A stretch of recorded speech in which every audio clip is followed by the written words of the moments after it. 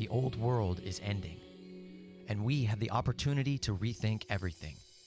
This is a show about the structural problems in our world and the real solutions that we have today to transition from an apocalyptic storm of war, scarcity, and ecological collapse into a collaborative and sustainable futuristic society that serves all life.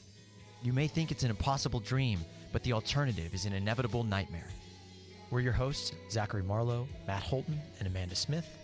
And together, when we can move past this economic absurdity to come together and actualize our collective potential to create something completely new, we are Moneyless Society.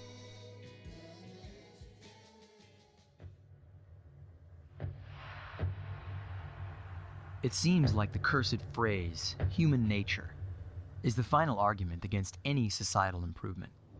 It's the fool's magic bullet to shoot down anything that benefits everyone.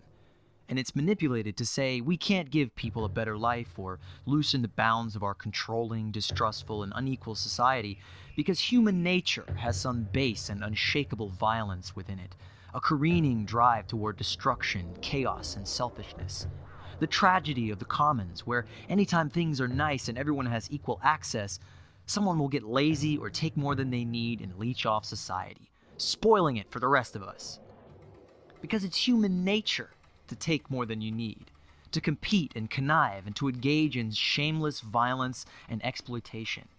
Which is funny because that's exactly the outcome of our current system of capitalism and its central guiding principle, that it is in our nature to act in self-interest, and to encourage this at every turn to make it our central value, through the invisible hand of the market, magically lift all boats. One of the guiding lights that keeps us pushing onward to a better world through the chaos and flagrant violence and inhumanity that has overwhelmed the world today is that our fundamental understanding of who and what we are is wrong. It is not in our nature to exploit and destroy our own home and to wage war on our own species. If that was our inborn drive, we wouldn't have made it this far. We are social beings. That is our primary adaptation to the challenge of nature. And it is not the law of the jungle to pillage and plunder and destroy just for the sake of it, to ruin your own habitat. To quote a meme, if one monkey hoarded all the other bananas while the rest starved, we would study it to find out what went wrong. But when a human does it, we put them on the cover of Forbes. Our base conclusion, which the social sciences have roundly proved, is that we are environmental beings, born half-formed to adapt to our changing environment. As we come to the last episode of our first season of Moneyless Society, this is today's topic, human nature. Today's guest is a great personal friend and a great RBE activist, Professor Jeff Cates, who just completed his master's in sociology. So, time's running out, oceans are on fire. Jeff, let's get to the bottom of this. What is human nature? Well, the topic of human nature obviously is quite huge, right? That is quite an interesting place to start, I would say. I don't know if you are all familiar with the work of Robert Sapolsky. He's an anthropologist and a neuroscientist from Stanford University. And he gave a description of human nature that I think is the most poignant I've ever heard. And he said that the nature of our nature is not to be particularly constrained by our nature. We have more social variability than any species we've ever come to find. And so if there is anything that we could call human nature, it's our ability to adapt and change to given environments. And then as a sociologist, I really like that definition because a lot of what sociologists is talking about is the way in which our behaviors are socialized from the culture we're brought up in. And so for me, that would be the best way to begin to look at human nature, but it's specifically how it relates to the market and money systems. There'd be two books that I would recommend everybody probably read to get up to speed on that. The first book I would recommend is a book called The Great Transformation by a guy named Karl Polanyi. He was an anthropologist. And what he details in that book is the great transformation from societies that did not use a market, which in our terms of using the term market, what he was talking about was the production of commodities to be bought and sold for profit. Human civilizations just didn't work like that for most of human existence. And the way in which that particular culture which it really is. The market is a certain kind of culture, right? That was really forced upon people in many ways. And so this particular market culture that he was talking about, Karl Polanyi, in his book, was that most people that lived in rural areas or indigenous groups, they had a much different way of treating each other and producing things and distributing things to each other in a way in which Marshall Sahlins, anthropologist, also calls a gift economy, where there was no quid pro quo between people, right? If we live in a community together and you do something for me, I will do something for you later, but it isn't right there in that particular moment. Matter of fact, if I gave you something in our community and you tried to give me something back immediately, they would see that as rude. That wouldn't actually be something they would think you're trying to cut ties with each other. And so that entire mentality of trade that we talk about today in the market actually was something that people generally only did prior to about the 15th century, really only did with people that they didn't know, or they were enemies with, or they were getting ready to go to war with. So this whole introduction of this market logic was actually built on a basis of tension and violence. And it's an interesting history, but I think what Karl was trying to say is that how people used to live, really this market culture was spread largely by England in around the 16th century, I believe is what he was describing in that book. I have the book over here, I can get it out, but what he was talking about was that in an early industrial revolution society, there were industries that were actually running out of labor, because in these early industries, when the Industrial Revolution was first happening, these industries were brutal. Even Karl calls them satanic mills. Where people were just worked to the bone and worked long hours to death and almost death, losing hands and fingers for running these big machinery. So they had a labor problem. They couldn't keep people working. So they had these things they called enclosures, where they just said, these new areas and these rural areas of England, you all now owe us a tax that you weren't paying prior to this enclosure. And this tax can only be paid through money that you would get by submitting your labor to these industries in town. And so it forced these rural people who were surviving just fine without wage labor to have to go work in these factories to get enough money to pay the tax to the king. And so that's one way the market actually spread throughout the world. And so it's a fascinating history to learn about, but it's also one of those things where you kind of realize once you read stuff like that this whole idea of the market wasn't like, we were like, oh, feudalism's a really shitty idea. Here, I got a better idea. That's just not how capitalism spread across the world. It spread through force and violence. It wasn't like some rational decision people were making on what was better than feudalism.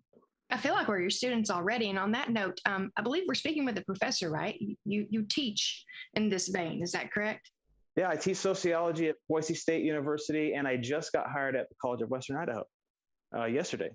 So congratulations on both of those things. One of the things that you were saying, you mentioned Marshall Sahlins' Original Influence Society study, basically. Yeah. That's something I'm a big promoter of.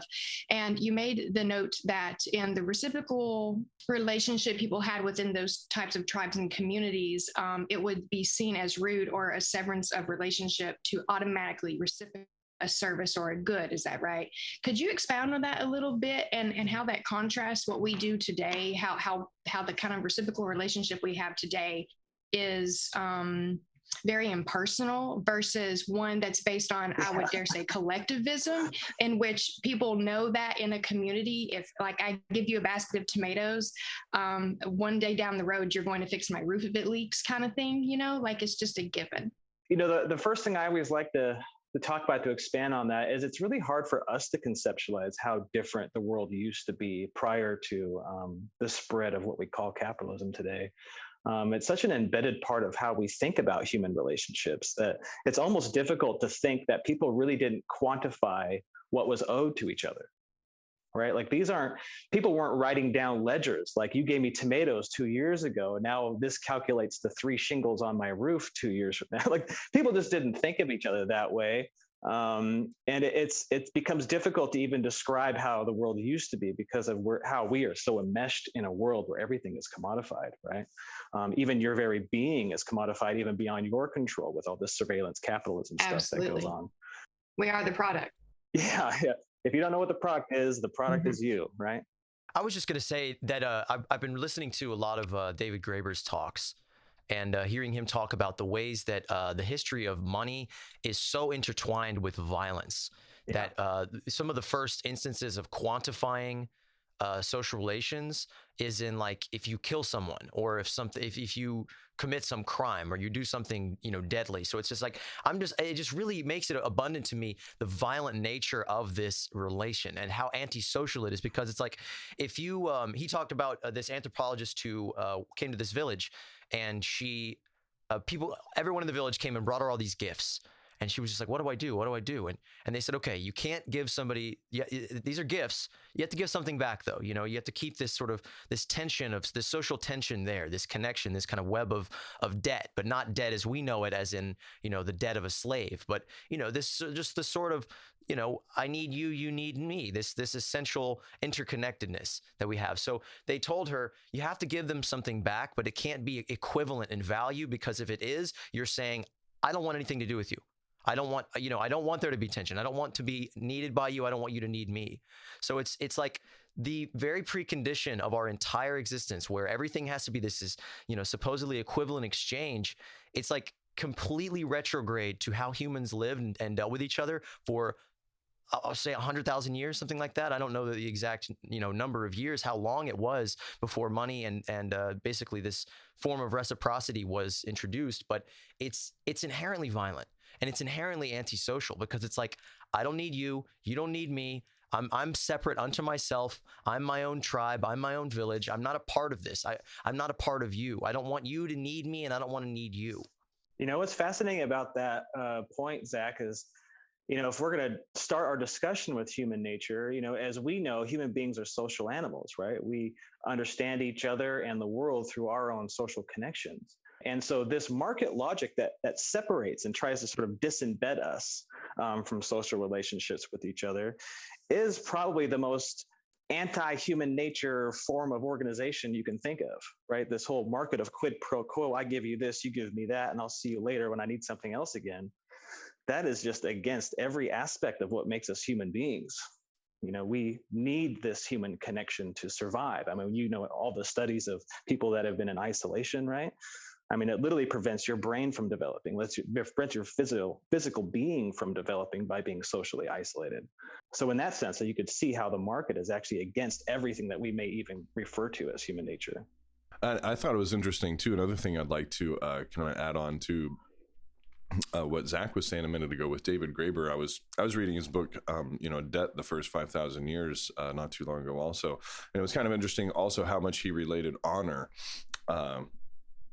with the debt. That doesn't sound familiar. That doesn't sound like a Hollywood movie at all. Something that's just kind of been lost, essentially, in modern society, as far as, honoring your fellow human being, your neighbors, your friends and family, the earth, and things like that. 1,000 years ago, several thousand years ago, especially, I think there was a tale of, I don't know, somebody, they were vying for Achilles' sword. I think it was after he had died. I forget who the characters exactly were, but the person who wasn't chosen went and killed himself because he felt like it was just such a disgrace to not hold that honor, to be a good enough person, to be chosen to have Achilles' sword. And now it's like the sword would be auctioned off, and there's no honor essentially involved in it anymore, but to auction something in that day would literally be an insult, and they would not want it at any type of price. It was literally all about character, your honor, how good of a person you were, how worthy you were to receive a gift or be bestowed with something like that.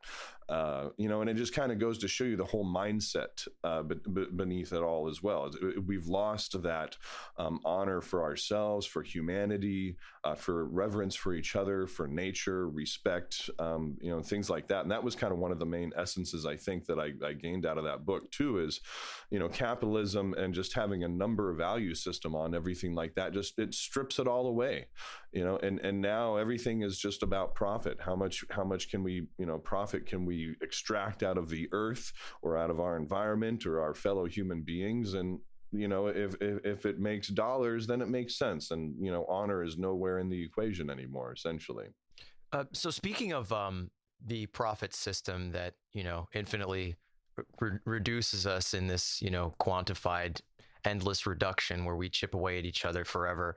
I'm curious to ask you this, Jeff, because it's something I kind of struggle to articulate because it like pulsates with this malevolent electrical intensity of complexity and insanity of this whole basically how the money system works today with the fractional reserve banking and how all that came to be, and how, you know, the Federal Reserve, like I was talking to somebody the other day about all this stuff, and they just kept asking, like, wait, what is the Federal Reserve? What is that? And I just had to keep describing it like it was this Lovecraftian, like, cult that lives underground and, like, you know, pulls demons up out of the ground and puts them into coins and things like that. It's so dark and scary and weird. And I would love if you could help elucidate just how illusory this sort of system is, how made up it is. Yeah, I spent a lot of time sort of going down the rabbit hole of the Federal Reserve, and that was a fun, good time. But, you know, the story of the Federal Reserve would go further back, I would say, than 1913, but I think 1913 is a good starting point, just because at that particular moment when the Federal Reserve Act was passed, you know, interesting about that Federal Reserve Act when it first came into existence in 1913, it got passed on December 23rd, which was, you know, most people that were in Congress when they were getting ready to vote on it actually. Sorry about that there. Sorry about that. I accidentally muted you when I was trying to unmute myself. Oh, okay. I apologize. He wants me to shut up right now. So. Like, no, we don't talk about that. Sorry, go ahead. My bad. We don't want to get Kennedy'd on this show. We don't want to talk about the Federal Reserve too much. That's right. A bullet is just going to whiz through all of our windows. That's right. Simultaneously. Well, you know what I tell my students is that the Federal Reserve is neither federal nor does it have any reserves, right? And if you read on their website, they say they are independent within the government, which is an interesting way to think about how they perceive themselves. Because the monetary policy that Federal Reserve chairmen get to make, they don't have to have approval from anybody in the government. It's like unaccountable, basically, also. I don't think they really answer to anybody either. No, they don't. No, they don't. The only thing that happens is that chairman of the Federal Reserve Board is elected by the president. The president picks them. And that's the part that gets them sort of like connected to the government. But the rest of that monetary policy is completely independent from whatever is going on politically. Like they can make decisions on interest rates and how much they're loaning out. And they literally sit in a room in a round table. It sounds really silly. It sounds like very conspiratorial, but they literally sit at a round table and decide interest rates. They basically decide how expensive money is in the world, which controls quite a bit. It sounds like a fiction novel. It does. I mean, the way it's all set up sounds like a fiction novel, but it actually is quite true.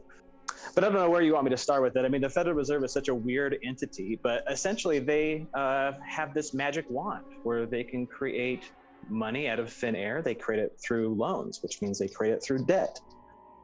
And the fascinating part about that is if you have a money system where every single dollar that's created has an equal amount of debt attached to it, then any discussion of paying debts off literally means removing money from society.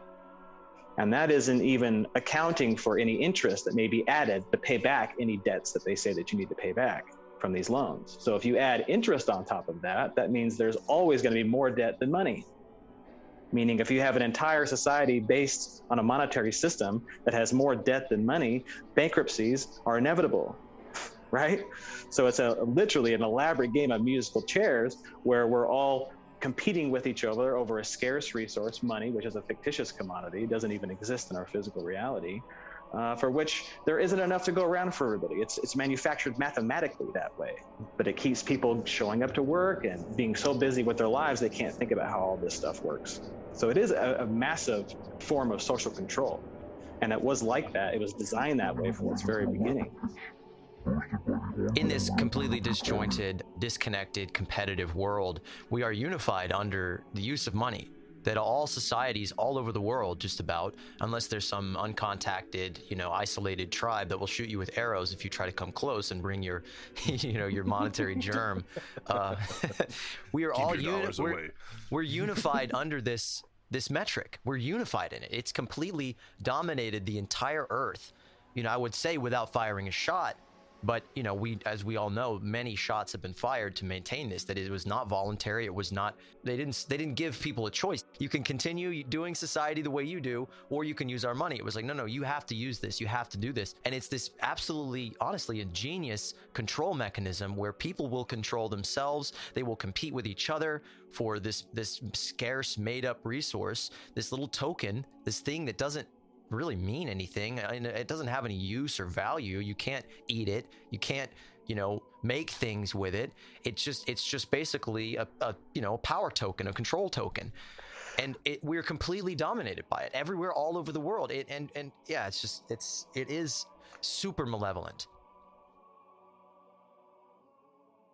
I said that to a student recently, Zach, and they said, well, you can use money for something. You could wipe your ass with the dollar bills. And I was like, oh, well, that'd be a good use for it. Even that, it sounds painful. It's kind of like not even really suited towards that. Like, it's like you could if you were like in a really in a cramp, like I suppose. I was just going to interject a buzzword or a key term. Essentially, I'm the one that likes to try and make sure that the people that are just now tuning in and trying to wrap their heads around these concepts that we're discussing in depth understand what we're saying, and that perhaps they have some kind of anchor. I know that coercion is a word that's thrown around a lot now. And so I just wanted to highlight the fact that is exactly what Jeff and Marlo just expanded on. And quite well, very comprehensively. Nice. So one thing that I'm curious sorry if I cut you guys off or anything there.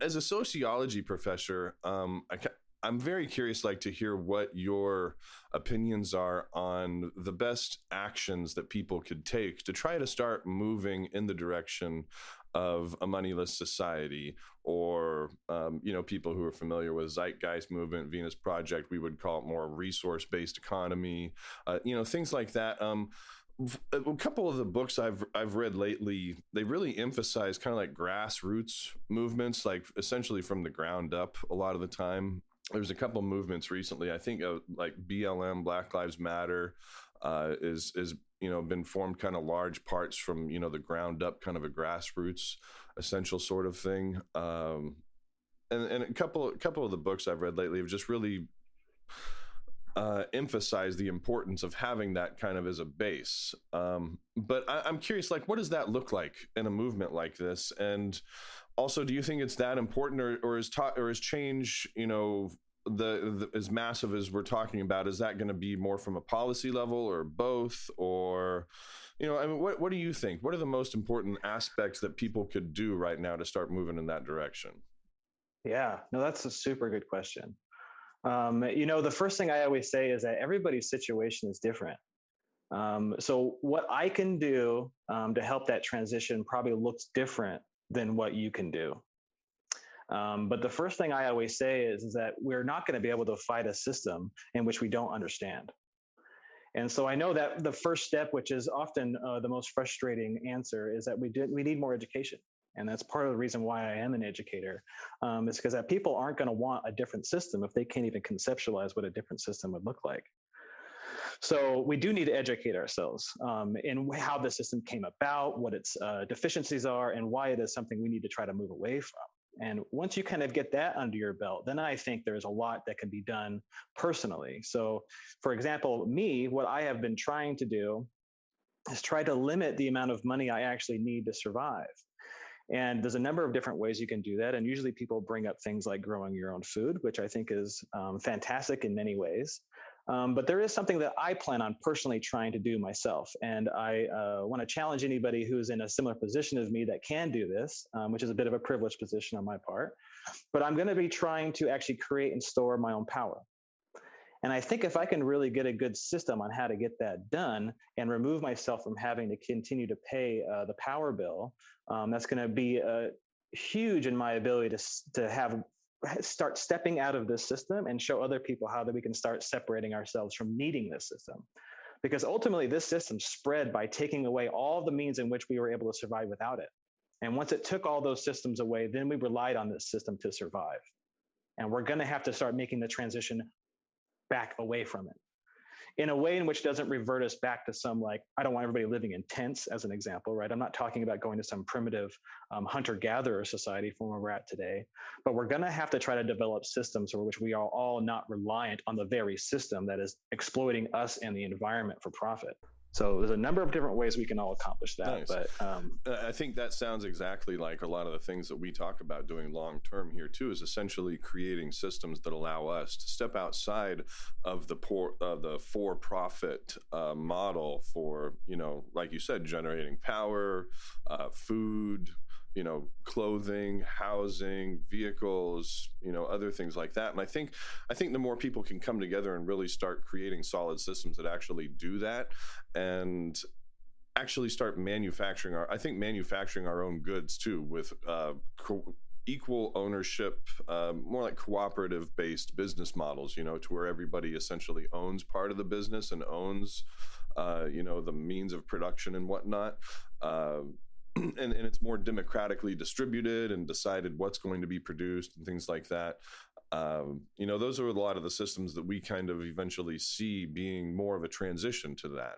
Maybe with multiple cooperatives working together, you can eventually have a system that provides workers or, consumers within those cooperatives with, say, universal basic goods and services or universal basic necessities, instead of just like a universal basic income. Right now, we're actually giving people what they need to survive.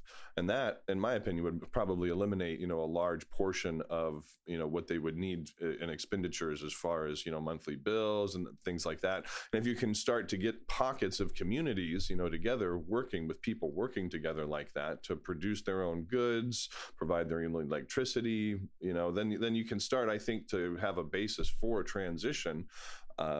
If you get enough people and communities and cooperatives and whatnot kind of working together, that's kind of what I would envision, what we end up talking a lot about. It's kind of the subject we end up evolving into with a lot of these conversations, it seems to me. I kind of wanted to get your take on that too. I think Zach has something to add also, probably. I was just going to say that I was listening to this talk the other day, and he said that corporations have existed for about 150 years as we know them. And that just really made me think, like, wow, that's really not a long time. And he was saying that corporations were this formulation, this sort of social arrangement where people come together in a group, collectivize, really, and it makes them a lot harder to rein in. It makes them a lot harder to control. It makes them harder. It's a lot harder to hold a group of people accountable to societal standards than it is for others. And I think the American Constitution is all about business. It's all about, empowering business owners. I mean, that was the intention of this nation. What was like, okay, king's not in charge, business people are. The people who own property are, propertarians, as Bookchin said. His word for libertarians is funny. That's funny. Those are the people that have the power in this society. And as we see in the short period of time that this nation has existed, the corporation has come to dominate. And it's interesting, we have this super individualistic culture, but the corporation is collectivist. Jeff Bezos, maybe he's the head of Amazon, but he's just the tyrannical figurehead. There's a ton of people bringing all their resources together into these corporations, and that's what makes them powerful. Even one person, if he had $1 billion, can't do shit. You need people. And I think one of the most powerful things we can do, and it's a fundamental thing, it's a profound thing, is take the wealth and resources that we all have together individually and pool them collectively. So it's like making a stew pot. Somebody's got a carrot, somebody's got a potato, somebody's got some broth, somebody's got a stick of butter. Everybody brings something together, and when that pot is full, everybody eats until they are more than full, and there's leftovers for days. Every time, it's a miraculous kind of alchemical synthesis that happens when people come together and share things. And I think that's really what we need to do. We need to, you start with food production, the basics. Everybody eats. Then you move up to energy production. Robert Shields was talking about this. Our good friend Robert Shields, who just ran for mayor of Fairbanks, Alaska. You start with food, then you move up to energy, just like you're saying, Jeff. And then, like what Matt's saying, then you move up to creating all the other things you need.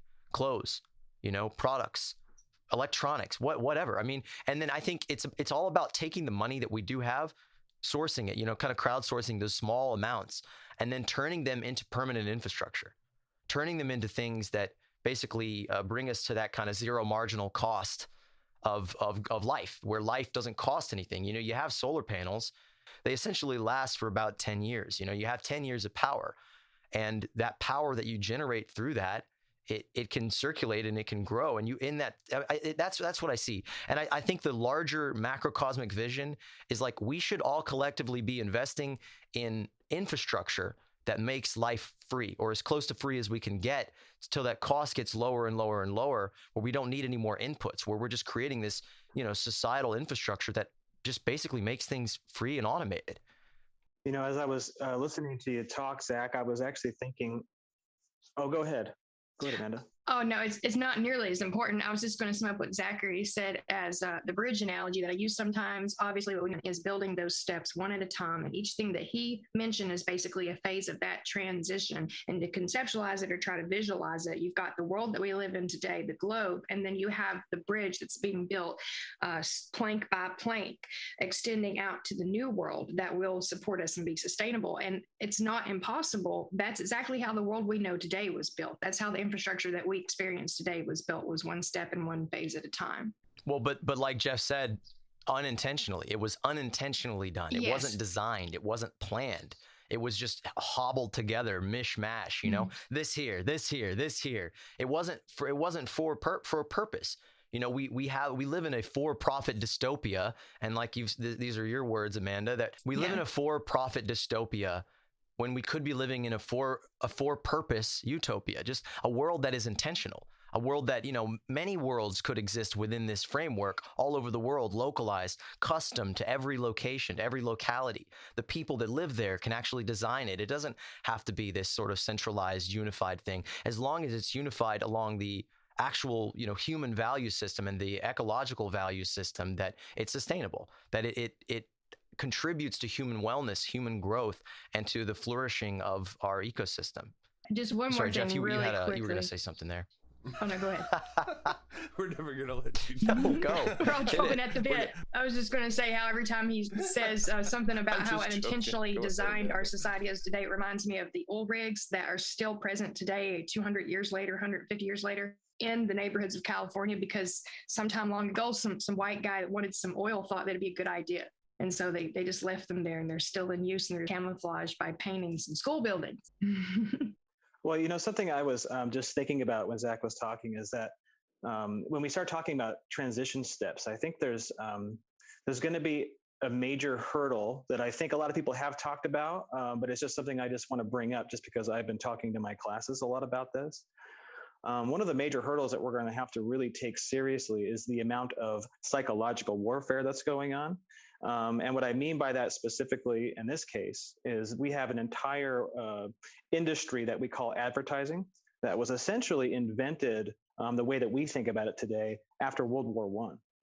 And this propaganda machine of glorifying commodities to us in these ways that appeal to our emotions and don't appeal to any sort of utilitarian aspect of whatever the commodity is something that has gotten so much steam and so much momentum at this point that to think about unwinding the sort of psychological damage that this has been doing to human beings, especially people in the United States over time, is something that we really are going to have to address and wrap our mind around. There's plenty of studies that talk about the ways in which people who had never been exposed to advertising before were fairly happy individuals. And then after they were exposed to it for a while, they've done studies showing that they have increasing amounts of depression and negative feelings about themselves. And all of this sort of ways in which the advertising industry that was developed after World War I really is psychologically damaging to us, that I don't know how we're going to unwind it, but we're going to have to figure out some way of doing it if we're going to progress as a human species on this planet. Well, I actually think that it seems so dooming and damning when you read that stuff, and that's like the real conspiracy in our world, is that when we had the productive capacity to create abundance, people who were, own factories and then were invested in them, the capitalist class said, there are fucking memos and recordings and writings of people saying, we need people to buy more stuff than they need. We need to make them dissatisfied. They literally said this. Like, there are records. We got receipts. Paul Mazur, a Lehman Brothers executive, wrote a book called like American Prosperity. Like, I think that's the name of the book. And where he says that specifically, that we need to foster dissatisfaction in the world because they could produce and distribute huge amount of resources and commodities all around the world, but consumption rates were so low that they couldn't find the demand for how much they could produce. So they literally invented this advertising machine, which the head of that is Edward Bernays. If anybody isn't familiar with Edward Bernays, I would definitely look him up. But he is somebody that literally invented this whole system of manipulating people's subjective emotional understandings about who they are to sell them commodities. So it seems scary and dooming to think about that, but when you really see how quickly people's minds were changed on a mass cultural level from being relatively happy, consistent, not over consuming. And that's one of the reasons I really wanted to make this show about human nature, because so many times we talk about this stuff, people will say, oh, well, humans are greedy, or, oh, humans are, we'll take more than we need. The tragedy of the commons, people will take more than they need because people are greedy. People are not greedy. And we can see before advertising, we did not have a consumer culture. People did not place their importance in things nearly to the degree that we do today. And that was intentional. That was created in a very short amount of time. And I think if we can gain control of all forms of the means of production, the means of production of media, the means of production of music and movies and culture, we need to seize this technology and utilize it better than the people who are controlling it on this mass level and, jamming this worldview down people's throats. That we can change people's minds in a very short amount of time. People look at the world and you see people glued to their cell phones, and, you see the rampant consumerism and people going shopping for fun and, destroying themselves. And, you got videos on YouTube of like people in the woods, like just blowing things up for fun and, taking pride in their truck's exhaust. And you just think like, man, how are we ever going to get it together?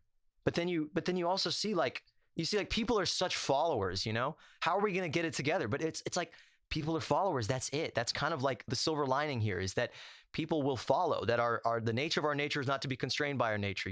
Even though we do all these things that are destructive to us, we are hackable. We're adaptive. Infinitely adaptive. We can adapt to any circumstance. And any person that you see in the world today that you think might be stupid or backwards or caught in the old ways, they don't take it for granted. If there's enough social pressure, they will change, because we are hardwired to, unless you have a lot of money and you neurologically stop registering the emotions of other people, and you're less empathetic. Jeff, can you kind of speak to that? Because it's not just like rich people bad. That's this is neurology. This is a science of how money affects our brains, how power and money affect us. Yeah, there's some really interesting work in social psychology done by a guy named Paul Piff and another guy named Decker. I believe his last name is Decker. Anyways, they've done some really interesting studies where they found that it isn't so much that horrible people end up being rich. It's that once you get a certain amount of wealth, it ends up making you mean, in the sense that it ends up actually reducing the amount of empathy you have for other people. They have these elaborate games of Monopoly, which I'm sure maybe some people have already heard of, but they have these rigged game of Monopoly where they'll have two people that are playing, and by the flip of a coin, one person gets to roll with 2 dice and one person gets to roll with 1 dice. One person gets to collect $200 when they pass go, one person does not. And as they continue to play the game, the obvious thing starts to happen, right? One person starts to get all of the property and all of the money. But once they start doing that, they have all these interesting behaviors. Like they start actually smashing the chips of the board pieces on the board harder. They start eating more food. That's like the bowl of pretzels they have on the side. They start eating more pretzels as they start getting more money. They start being more rude to the other player. And then by the very end of it, they end up attributing their success to their own ability to play the game, not the fact that the game was rigged and they just by chance got an extra set of privileges that the other person got. So there's tons of studies that are like that showed basically money itself, and the more money we have ends up reducing our actual empathy for other human beings. And that's why I say things like the market are probably the one thing that human beings have created and are perpetuating that is truly against who we really are and how we can actually flourish in this world, which is fascinating because the exact opposite argument is made by economists. That the only way to flourish is to give people jobs and to give them money and to get them, as they say, out of poverty. When we know for a fact that the only reason why you are suffering in poverty is because you're forced to live in a system based on this economic thought process to begin with, right? So I don't know how much more you want me to expand on that, but there's so many different studies by social psychologists that just go over this over and over and over again. Even people like Alfie Cohen. Alfie Cohen's a great person to look up. He wrote a book called Punished by Rewards. And he would talk about how the mere fact of giving somebody an extrinsic reward actually prevents people from thinking deeper about problems and actually ends up reducing their ability to have creative thinking processes, because the more in which you are focused on this extrinsic reward of money, the less you're focused on the project at hand. And there's just, I mean, it's such a plethora amount of research done on that. A guy named Daniel Pink wrote a book called Drive, who makes the same argument, which ironically, he's a capitalist himself, and he comes to this conclusion that is one of the most anti-capitalist conclusions you can come to, which is that extrinsic rewards do not promote innovation. But that's what's being promoted throughout society, right? That we're going to have money in markets. And the beginning of that book, there's a great quote, and it's from the people who did one of the first studies on extrinsic motivations. And it says, it's basically like they're talking about their findings after they did this test on like, okay, we give people money to do these tasks and yeah, they're going to do it better, right? They said like, I love this quote so much. It's like we did an experiment where we rolled a ball bearing down a slope, and to our great surprise, it flew up into the air, suggesting that the fundamental gravity of the way that we think that the world is motivated, it doesn't work.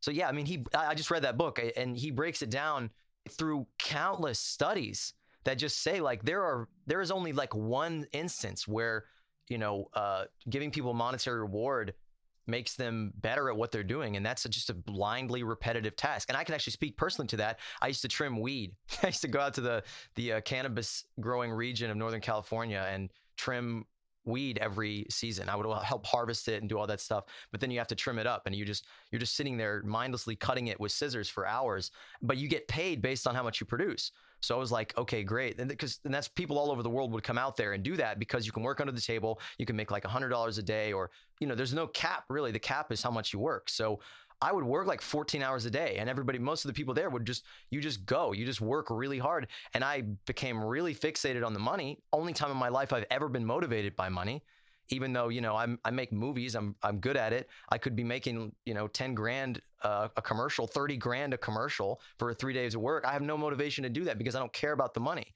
But when it was like, the more you work, the more money you get, that was very motivating. But those kinds of jobs are being automated now, and technological unemployment is inevitable. They will be automated as soon as they can, make it more cost effective, and they should be, again and again, we keep coming back to the central tier point. The central transition step is like, I think getting people, and especially in like the labor movements, to understand we don't have to work like this. We can automate away all this work. We don't need to work for money to live. And the money itself is not the best motivator. And Amanda has had her finger up for like 10 minutes. I'm sorry.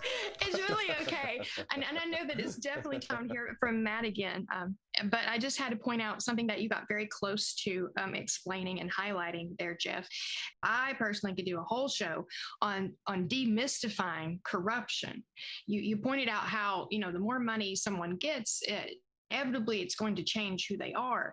And what happens is people moralize that argument, and they're all like, oh, but if you're a good person, you'll always be a good person. And so people are mystified by this conception of becoming corrupt just because you have more money than another person. But that's just the inherent mechanisms. That's how it works. If you live in a society where you don't have to reciprocate, and you can be independent with enough money, then obviously you're not going to reach out and be the social being you were born if you can live on your own without others' help.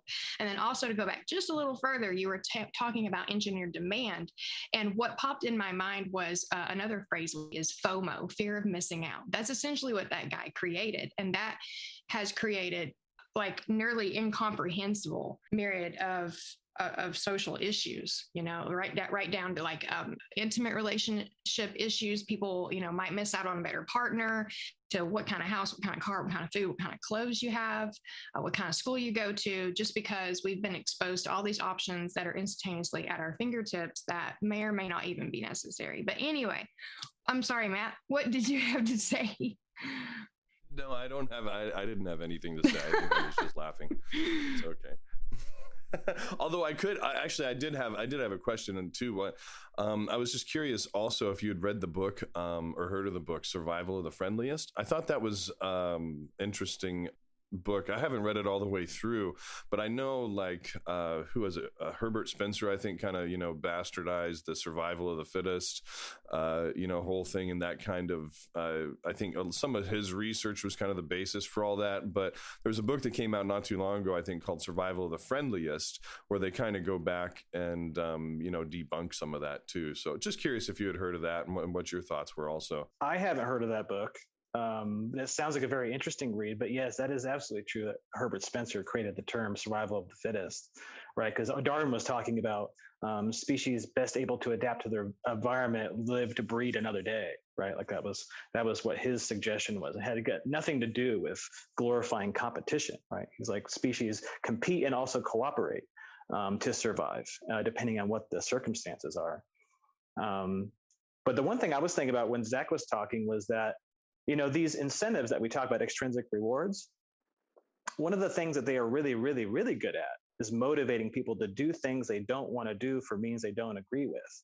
And in that sense, money is one of the greatest forms of coercion and manipulation that has ever been created. And I think that is also missed because people don't often think about that. They think about money as something that gives them freedom.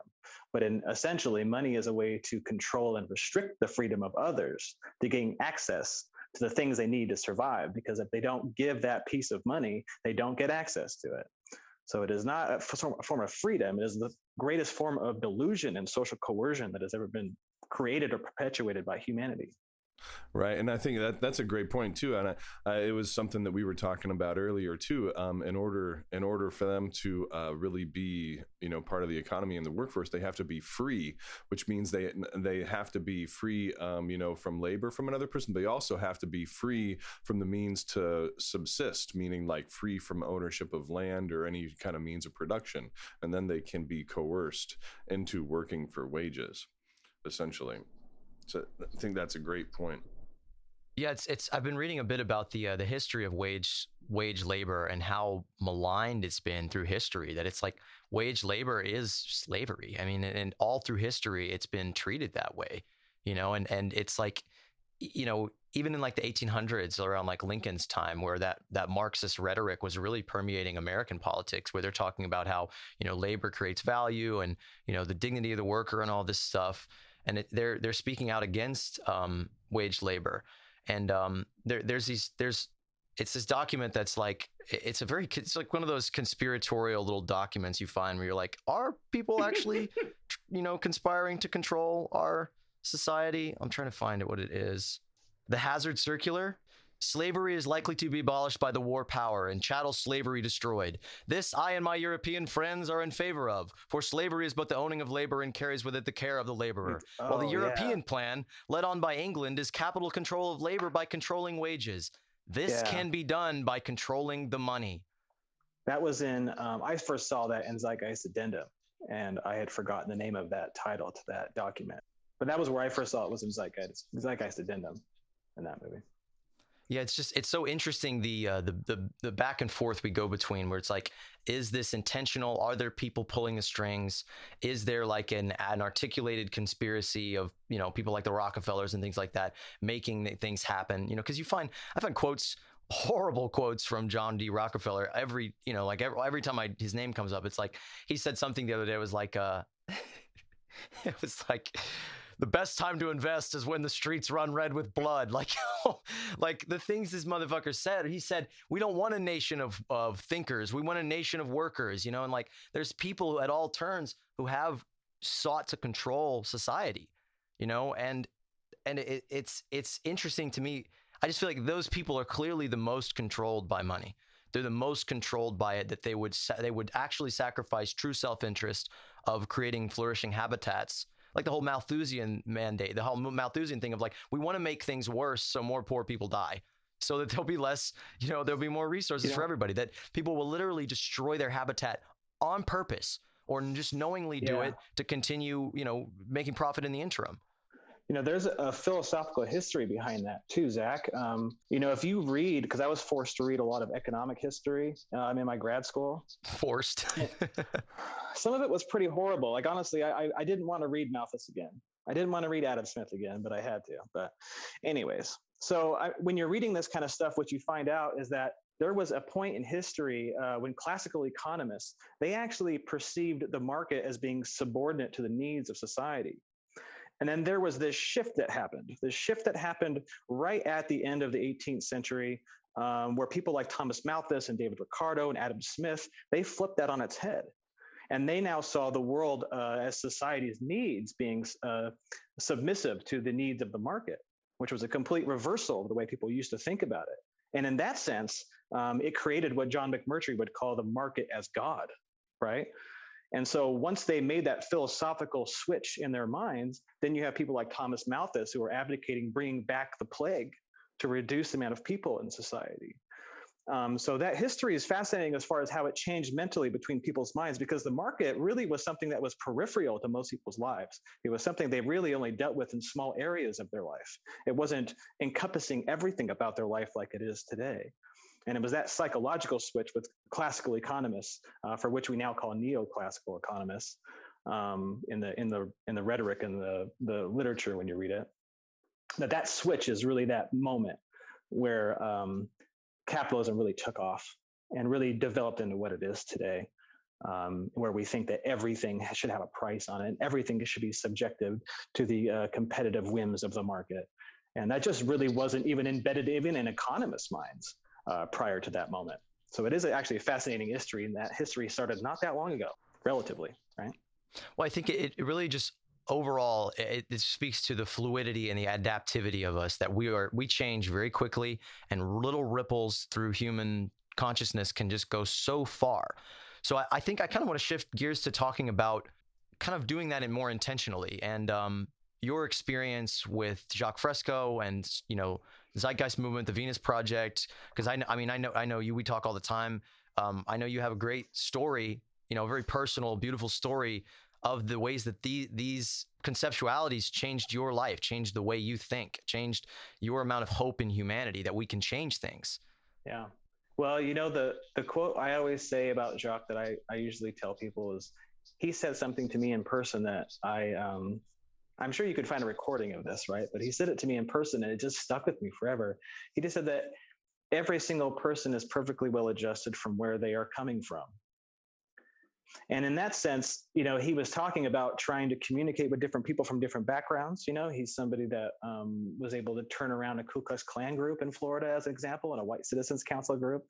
And so if he was able to do that, the amount of people that we say are impossible to change, I think he has proven that to be wrong. It's just our tactics that we use are what needs to be changed on how we communicate with people who are thinking like this. But my personal story with Jacques is just, I found myself at 30 years old. I had two children. They were 3 and 5 years old at the time. And I, at that moment in my life, had just gotten broken up with the mother of my children. She essentially disappeared. We didn't see her for a few years. So it was just me and my 2 kids. And I had to start my life over, essentially, the long and short of that story. And I was just struggling to find jobs that fulfilled me. I was stuck in many, many dead-end jobs, blue-collar entry jobs, from truck driving to construction jobs. And I finally decided that one day I was going to pursue the job that made me the happiest. And so I've always been into martial arts and working out and lifting weights and doing this type of stuff. So I thought I could be a personal trainer, and I thought I could live my own American dream and pursue that. So I read and memorized a 500-page book for the National Academy of Sports Medicine. And I took the test, and it was the first test in my life that I can remember studying for and passing, because in school I intentionally didn't do any work in school. But so I passed this test, and I get to be a personal trainer. And what I found out is that it actually just was a sales job. It was just me trying to sell me to somebody else to get them to pay me to hang out with me. And I just found it so disgusting. I was like, I just want to help people. I wasn't here to try to suck $300 out of you every month and try to figure out what they actually had me taking classes at this gym to try to box people into saying yes. And I remember just being so disgusted by it. But I didn't know why.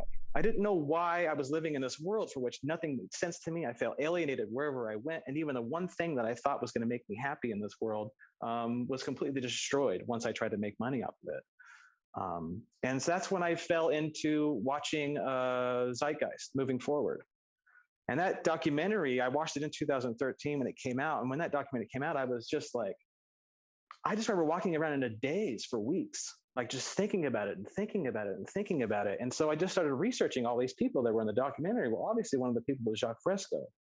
And when I started learning more about him and what he was saying, it filled all of these holes in my mind that I had since I was a little boy, and that I couldn't figure out why I didn't feel connected with the rest of the world, why I didn't feel connected with everybody, why every time I tried to make my job my passion, it just fell apart.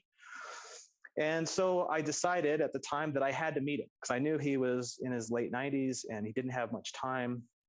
And I don't have a good explanation for what compelled me to do it, but I just felt with every essence of my being that I had to meet him in person. So I took every single penny I had left to my name and I bought a round trip ticket to Florida, and I went down there and I met him during one of his Saturday meetings, and listened to him talk for hours, and listened to Roxanne talk. And we went around the whole Venus project, and he showed me all the things he's invented and done. And I was just on a high. I was just like, this is it. Like, this is something, a direction that people don't know about, people aren't listening to, and I need to tell people about it. Well, I started telling people about it when I got back home, and I just got Marxist, communist, socialist, and just all of these like things thrown at me. And at the time, I'd only read a little bit of Marx, right? So I didn't really know what it meant to call me a Marxist. I was just like, for some reason, people think that's what I am now. So anyways, I ended up just learning more about political economy in general, the economics. And I remember taking a lot of free courses on economics after that, just to try to understand why people were attacking me the way they were attacking me. But ultimately, Jacques' inspiration still to this day is the thing that makes me believe that people can be different and that we can create a world that is different than the one we have today. And one in which this exploitation of money and coercion of money doesn't have to exist. And before that, it just wasn't in my mind. Like I would say that it, just like many other people, you just literally can't see outside the box of the monetary market economy. And the moment it broke out of my mind, then my mind was free. And all of a sudden, I was so thirsty for knowledge after meeting Jacques that I was just reading textbooks for fun. Like I was just immersed in trying to learn and understand. And that's when I was like, I need to go to school, because that's what I would be doing in school anyways. So that's my impetus to go to college, is actually meeting Jacques, which I think a lot of people find pretty interesting. But for me, he cracked open something in my mind that I think was hindering me for a long time. And once that box was cracked open, the floodgates have been open ever since. And I've just been so thirsty for knowledge ever since. And so his inspiration is beyond words in how I can describe to you how he has inspired me to be a better person and to try to change the world to something better.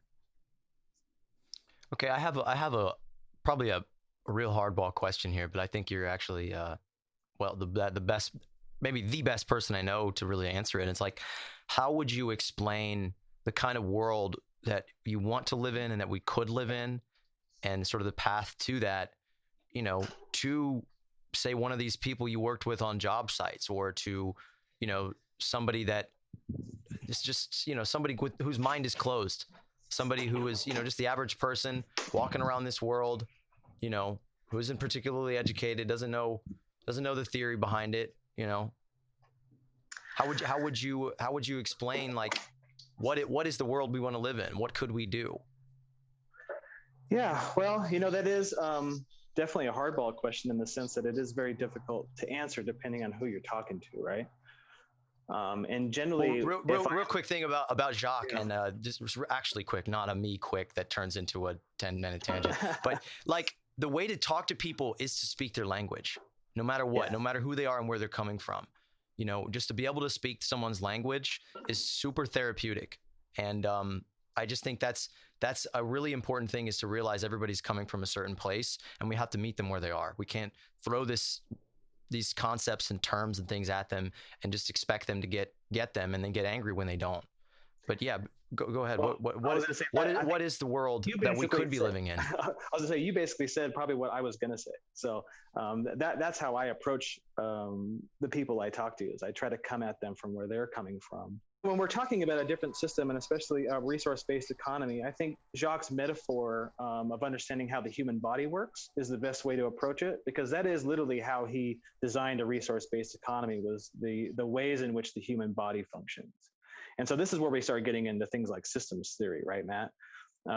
Because what Jacques was talking about is that if we want a city that works, it's going to have to be a viable system. And any viable system is going to have some sort of equilibrium. And the system that we have today is based on infinite growth, and we have a finite planet, and these resources regenerate at a certain rate, and the economic system we have today doesn't respect that. Matter of fact, it goes out of its way to exploit it at ever increasing faster speeds and more devastating consequences. But essentially, Jacques would use the metaphor that, if your liver said, I'm the most important organ, and your brain said, no, I am, and I want to go a free enterprise system, you'd rot away in a month if your body operated within this capitalist logic. And so we're going to have to find a way to create an economic system that has dynamic equilibrium, meaning we're going to have to find some sort of balance with the other life on this planet for which we all depend on. And any economic system that doesn't try to find balance, a steady state balance with the resources of this planet, is doomed to fail. You might be interested, just on a side tangent. I am teaching a class called the Sociology of Communication right now. Yeah. I'm teaching the class on the history of mass media communications over the last 100 years. I just picked up a book on the anthropology of media that I'm excited to read, and I bet you'd have some good input on that. Yeah. Your testimony was so cathartic. Like, I can so relate. As an artist, after I tried pushing myself and selling myself, I was like, forget it. I just wanted to paint, not sell myself to people, in order to sell my paintings. But anyways, and also you're making some really great, profound points, and you're making them easily digestible. This is maybe by far my favorite conversation we've had. Oh, well, I take that as a huge compliment. Thank you. You made me wish I really met Jacques Fresco too. It sounds like that was a really cool experience. It's like I said, it was so beyond describing. Like, I actually wrote an article about my experience for the Venus Project, and they had posted it on their online magazine. And their online magazine was up for years. And this guy, Theo Trom, was actually the one running it. Right. Eventually, they had a falling out, and they took that magazine down, and my article went with it. So that was an unfortunate. But it was one of those moments where I really hadn't ever written anything. I know that sounds very strange, but I was able to actually go through all the way to high school with never really writing a paper. No, I really was funny. Like super anti-school. I had all kinds of books I was reading and dealing with, but I just had nothing to do with school. I hated it. And now you're a professor. Lovely. No, and I talked to the students about that, because I'm like, some of the ways I'm organizing this class is the way I is the opposite of what I hated about school. Awesome. Because I don't just sit in front of the class and just start lecturing. Like, I have things that I have us learning about, and then we sit in groups and discuss it. And I look eye to eye with my students, right? Like, I'm not looking up at them and down at them and looking at everybody. And I want to get in their face. I want to get close to them. I want to see how they're taking this information. I want to read their body language, and I want to make sure that this is something we are all embarking on, not something I am making you embark on. Yeah, that's great. It's comforting to know that someone like you is out there teaching the youth. You should see my students' faces. We're only halfway through the semester, and my students are just like blown away with what I've shown them so far. That's awesome. But I'm getting ready to show them about Operation Gladio. Have any of you heard of Operation Gladio? No, I haven't heard of that. What's that? Oh man, it's this operation that the CIA was involved in, that essentially they were creating provocateurs to go in and look like they were communists, and to act like they were communists, and then to go do something horrible to make communists look bad. Really? All over. So to further propagandize the Red Scare. Yeah, but it was a what they would call black ops. Exasperate that. Right. Yeah. So all of these things for which they have plausible deniability for, but which they are stoking all kinds of dissent. And so I'm showing that the students that this is something that's happened over years. And let me show you some contemporary examples. Awesome. So we have contemporary examples that are going on today where they actually had this guy from a right-wing group called the Boogaloos. He admitted in court that he dressed up as a Black Lives Matter supporter and started smashing windows. And he actually brought a gun and was shooting it at a police station, saying things like Black Lives Matter and support for George Floyd. And he was doing all of these things as if he was this left winger, when in fact he was a part of right-wing groups doing this on purpose to frame quote unquote Antifa, which is a whole other subject. But anyways, that's a tangential. Sorry. The links they go to, it's amazing some of the links they go to these days to, I think, demonize the left, essentially. I mean, I think a lot of people are afraid, so they have to go out of their way now to make it look bad. I think that's kind of what's happening. There's so much information out there now that the right is very afraid of everybody really finding out the truth, the big lie, the conspiracy that we've basically been had by capitalism for the last, several hundred years, and that the cat's out of the bag now, and they're scrambling to try to put the cat back in the bag with all this lies and disinformation and everything else. And, there's a lot of people that are falling for it, hook, line, and sinker, especially in the United States, unfortunately. But I think it's only a matter of time, I think, and hopefully until some of that, information comes to light. But we'll see. I mean, who knows? There's a lot of talk of like Trump getting reelected now in 2024 and fascism and all this other stuff. And I'm just like, oh my God, like this is just... You can't be like I swear if Trump gets elected again, I probably will start looking at other options of places, countries to live, because I don't know if I can deal with another 4 years of that. Seriously. And any student of history will tell you too that if you look at when economic systems, especially the kind that we have, start to disintegrate, that's when the right-wing despots come into power. Right. When people get really, really scared and really, really worried, they start looking for somebody to come in and fix the whole thing. And so that is really the danger of where we're at now, because as you said, right, the cat's out of the bag. Like the economic system we have today just simply does not work.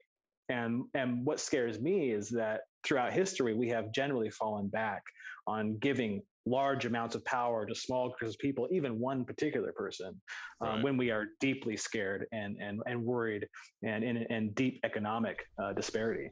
So it is a scary moment we're in. There's the impulse, to ask for daddy. And I think that's, I just watched a really great video by St. Andrew, one of my favorite YouTubers, about the mind of authoritarianism.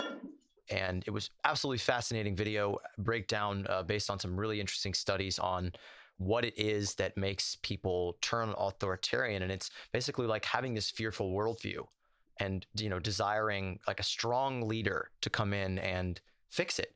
And it was very chilling listening to these descriptions of people and being able to see that in people, being able to see this behavior in so many people and even people, within the left, that they want an authoritarian regime. And, that there's people I know that would call themselves, leftists or whatever. They're actually calling for and spending their free time arguing for authoritarianism. Oh, we need authoritarianism. We just need left authoritarianism. And I just think that's so sad and pathetic to me that people are so wounded and we're so inculcated in this victimized sensibility where we're so beaten down by this system and its abusive cycle that it is us in so many ways. So many people can't imagine anything beyond it. And they see the actions of the people that are in power and they can't see why. They can't see that there's something deeper than a personal human failure. They can't see that they're actually just perfectly adapted to the environment that they were raised in. They can't see that they were conditioned to be this way. They just see evil. They just see evil and they see like this dark figure. They see this distorted, black hole that warps everything around it. That's what capitalism is. It's this all devouring thing that bends space-time around it so that like Caitlin Johnstone, I can't think of the exact wording, but she said, what is capitalism? And it's a system where the victims of it are treated as the oppressor. And I think that's so powerful that so many people are, capitalism is obviously fucking the world up unbelievably terribly in so many ways. But there's so many people out there, because we have this coercive mass media manipulation, that they think that, the problem is the left. The problem is leftists, it's Antifa, it's critical race theory. It's all these things that are actually arising as like an antibody to it. That my dad sent me this text the other day. It's really great, like the relationship I have with the old man, because when I first started talking about all this stuff, he was very skeptical of it. He was like, oh, okay, whatever. And now he just sends me these quotes all the time about, like, he says, the human mind treats a new idea the way the body treats a strange protein. It rejects it. And it's like, the metaphor of the vaccination and the furor over vaccination is perfect, because so many people are reacting to, a treatment to a sickness as if it's the sickness. I talked to this girl the other day. She was at a rainbow gathering in France, and there was one person who was vaccinated there, and everybody treated them like they were sick. They were like, you got the vaccine? Are you okay? It's like, people would be like, they wouldn't touch them. They wouldn't come near them. That we are so warped and inverted by this just nonsense logic of this system, that we live within this thing that's beating the hell out of us every day. And we have to just say, oh, no, they're not doing that. I did that. Or, the people that are trying to intervene in the fight, they're the aggressor, And if you hadn't intervened, then they wouldn't have gotten mad and hit me more, or whatever the logic is. There's not logic. It's not logic. It's deep fear and just a crushing of what it is to be human. The human being has just been crushed in so many people that they're not really connected to that anymore. They're not connected to any of the positive aspects of humanity. So they blame themselves. They blame the human being. They say, oh, human nature did this to us, not a made up system that we, haphazardly devised 200 years ago. It reminds me of that quote by Bucky Fuller in Critical Path. He said, humanity is going to have to learn how to make money or make sense, because the two are mutually exclusive. And I think about that quote all the time, right? That's great. Yeah. No, I've quoted that in papers multiple times too, to professors. They always found that quote really interesting. He's somebody that I could talk about for hours and hours and hours too. Bucky's one of the most fascinating figures you could ever learn about, in my mind. But and as they say, someone that Jacques stood on the shoulders of, in order to further those objectives. Yeah. So in brief, what do you? Because I love Bucky Fuller. I think he's one of those people that you read him and he slices through all ideology, because he has this engineer's mind that he sees things it's a form of radical common sense. And I think that's what Jacques had, that is so rare and beautiful. That's a radical common sense. It's not an ideology. It's not a belief system. It's not a narrative that you implant over reality. It's reality. They're being rational, Bucky and Jacques, and it makes them rational according to the system standards. That common sense, though, right, that you're talking about, that Bucky developed. So he developed that kind of common sense from being blind as a child. I'm not sure if many people understand that, but he couldn't see as a kid. And so, he could see colors and like sort of shapes, but he couldn't see more than like an inch from his face, right? That's why later on in life, you see him with these huge, thick glasses. But when he was growing up, the story he always told is that he was given toothpicks and dried peas, because I guess they give kids that and they tell the kids to build a house with it. Well, all these other kids were building square boxes with it, because every house they'd ever seen was a square box. Well, Bucky, not really ever seeing shapes before, he just started building triangles. And then when he felt the square boxes, he didn't understand why they would build it like that, because it was unstable. He's like, you could use less toothpicks and less peas and make a stronger, stable structure than you could with making this square box. And so that stuck with him for the rest of his life. He thought tactily. He thought materially about things. Even the way he creatively thought about things was in this material fashion. And that's how he sort of like conceived of and helped develop the geodesic dome, which today is still the single strongest structure known to man, using the least amount of material. But he did that because his creative thinking process was built around overdeveloping his tactile sense. So he was able to convey this like new method of thinking about material. Well, actually, in closing, buildings. He thought about them differently than we think about them today. And if you think about it, if we actually started to build, and that's something I always argue, because I worked in the construction industry for years, and they waste like half the material that shows up at a construction site ends up in the trash. So they're not even, it's like one of the most inefficient uses of materials you could possibly think of to build a square box house. But if you think of all the resources we could save if we just started building our buildings in a different way, in a more efficient way. Not everything has to be a square box. And when you build something a square box, obviously it's not aerodynamic. So if a tornado comes or a hurricane comes, it's going to blow it down. But instead of learning from that, after it gets blown down, we build a brand new square box in its place that's just going to get torn down again when another tornado comes. Don't they call that definition of insanity? Yeah, exactly. And that's exactly how our entire material world has been built around. It's built around these old systems that aren't progressing at all. Like the housing industry, we've been building houses the same way for hundreds of years. But if you look at like these electronics that we're all using right now to talk to each other, every 2 months, there's a new one that comes out that makes the old one obsolete. Like the progress is so fast, but we aren't doing that in housing and in the places that actually, keep our shelter, our organized shelter systems are just these backward old handicraft ways that if we don't free ourselves from that type of thinking, there just really won't be enough resources in the world to house everybody, even though we have more houses than people. But if we keep building things this way, we're going to ruin all of the forests to build these houses, for which we won't even be able to live in because we'll be dead. There'll be no forest anymore. So in that sort of spirit of projecting that logic of like continually updating technology into our actual enclosure, our environment, which is really the opposite of it should be the opposite of an enclosure. It should be essentially open and changeable and something that adapts to our needs. That's our essential human adaptation. Our nature is it goes from being adapting to our environment to adapting our environment to us. And I think that's the essential sort of premise behind looking at the world in a new way is, we need to stop trying to treat the symptoms of this problem. We need to cut out the tumor of capitalism, of expansion, of endless growth. And we need to align ourselves to our environment and change the environment itself to create an environment that does away with all of these problems. And I think when that hit me, it was so profound because you see the world, you see all the shapes in the world.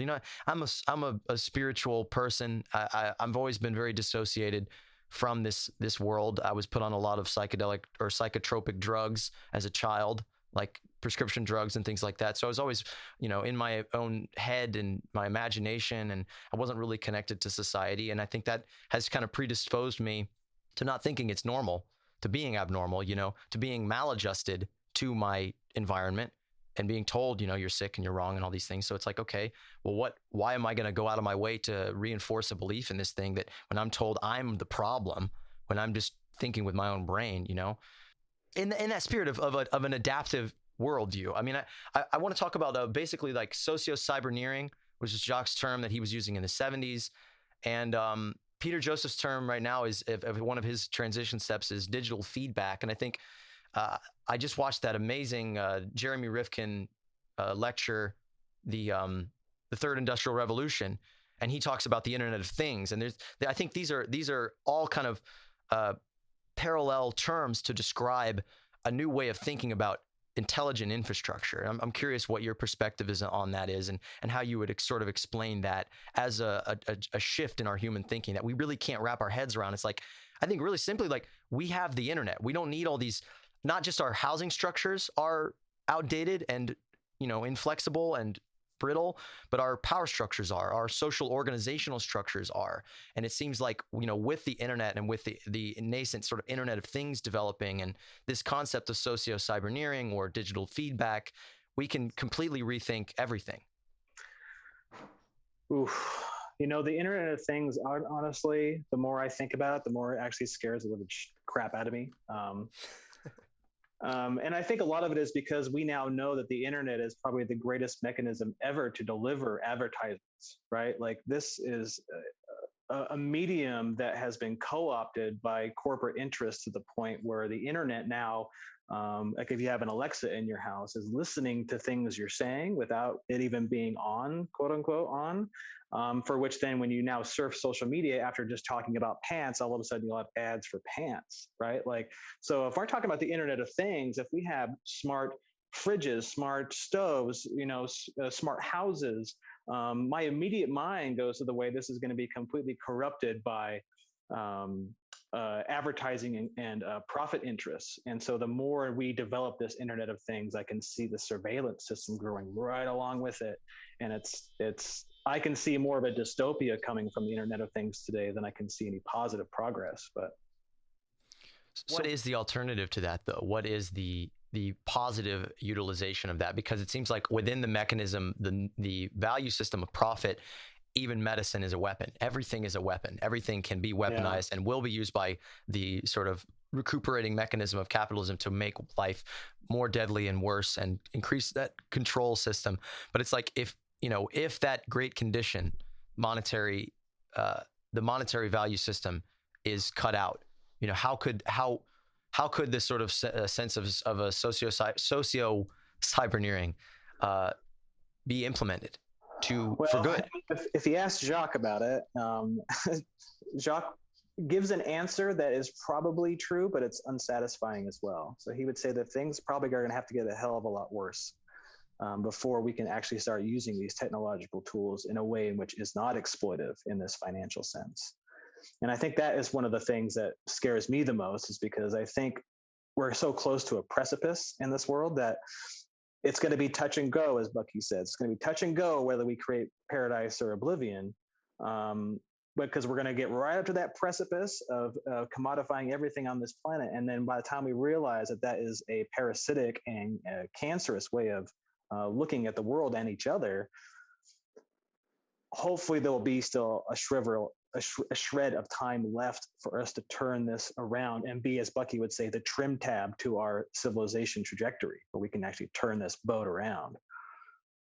So I don't have a lot of positive. I hate to end it on like a like a dark note, but at the same time, I think we need to accept that we haven't gotten to the point yet where most people can hear us. And I think that we need to keep on doing what we're doing and developing systems personally, and developing our own minds personally, and having the talks that we're having now to spread these ideas out more.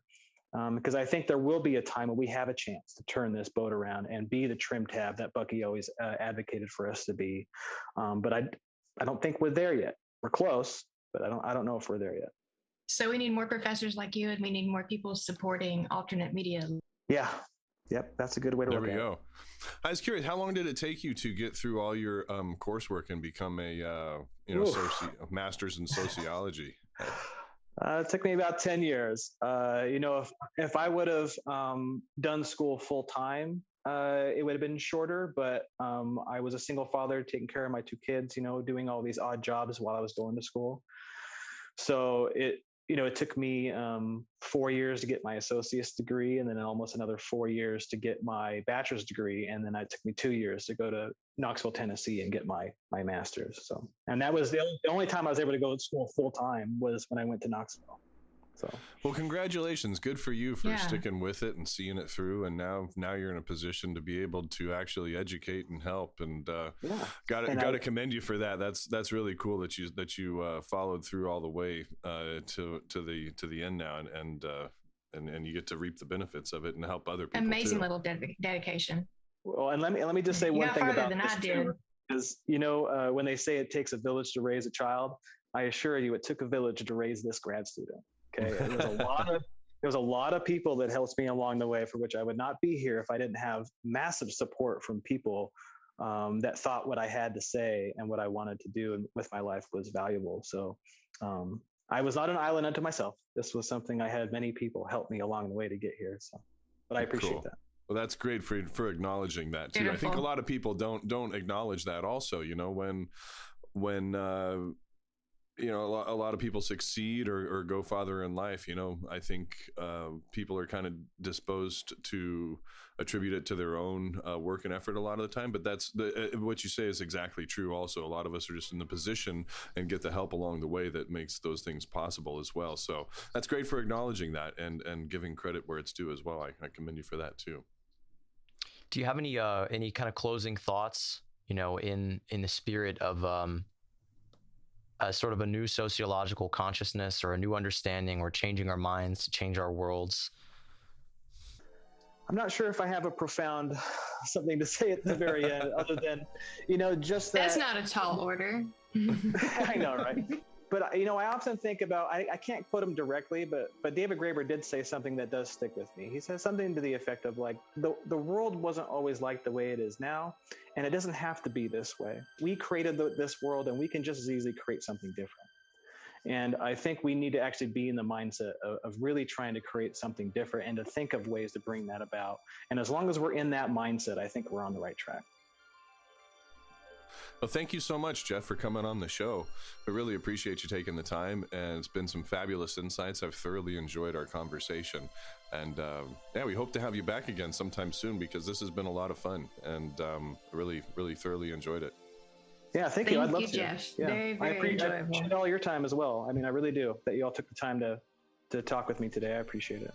This is what we do this for, like to be able to brain trust like this, to network our few consciousnesses together to sort of, work on building this thing, this change, this new brain, this human brain, not an individual brain, but a human brain, the mind of humanity, that I had a Bucky quote pulled up here, and he tried to kill himself at one point in his life because he couldn't make money, basically. What else is new, right? And he threw himself into a lake, and he was drowning, and he saw a sphere of light, a white sphere of light, a dome, and it spoke to him, and it said, "From now on, you need never await temporal attestation to your thought. You think the truth. You do not have the right to eliminate yourself." I see this message at humanity, at all of humanity, because that's what we're trying to do. We're trying to die because we can't give up this attachment. You do not belong to you. You belong to the universe. Your significance will remain forever obscure to you, but you may assume that you are fulfilling your role if you apply yourself to converting your experiences to the highest advantage of others. And it says he ultimately chose to embark on an experiment to find what a single individual could contribute to changing the world and benefiting all humanity. And I think really if we have more people that can step into that attitude, that understand that we're not an individual, we are a social being. We're not mosquitoes, as Arjank said the other day. We're a social organism. We are our environment. We are not just in it. We don't just use it. That if we can basically... We are a product of our environment. If we can basically step into that ecosystem consciousness and switch our sphere of identification, I think we'll all start surging towards solving this problem, and we'll arrive at the conclusion of a better world. So that's my hope. Because when you see the world in a different way, like I'm sure you did when you went and saw Jacques, you saw the world in a new way. Or when after seeing Zeitgeist films, you see the world in a different way. You walk around, you don't live in the old world. That old world is gone. You'll never see it again. Matrix code now. That's right. Absolutely. I think there should be an entire sociology class of just deconstructing the metaphors in the Matrix to society today. Like I think we could have a fascinating class. To demystify so much to things. unpack. Yeah. We're living in an illusion, and I think it seems so tantalizingly close to me of achieving this, because it's just getting people to see what was always there, getting people to see it doesn't have to be this way. It's really that simple. It doesn't have to be this way. Yep. Absolutely. We created this situation. We can create something different, right?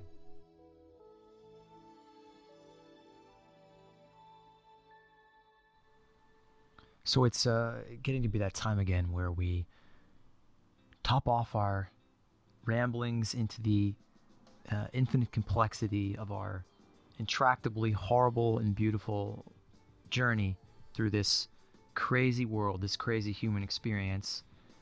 And I just got to plug the old YouTube.